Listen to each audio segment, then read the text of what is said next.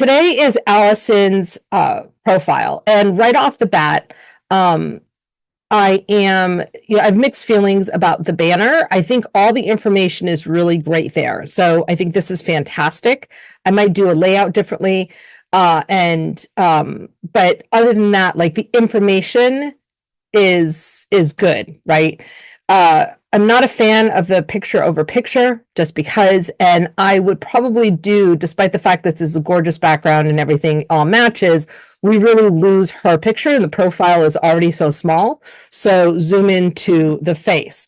One of the things, this is a really good example of a profile where she does consulting on the side or work on the side, as well as getting ready to launch her book. And she also helps people with who have disabilities navigate the system.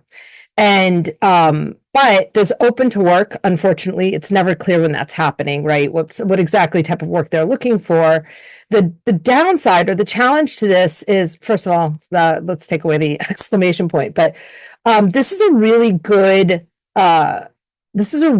headline if she's focusing on this. But if she's kind of like having a bifurcated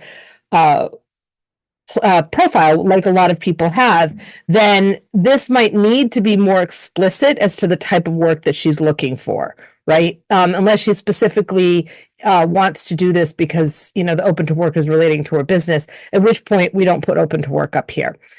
She does a really nice job I might do a little bit slightly different a layout, but the about section is really well done. Okay, so that's a quick thing. There's other things that are plus and minuses here, but a big thank you to Allison for letting me review their profile. If you would like a quick review of your own profile, let me know in the comments and I'll tag you if and when I'm able to do it.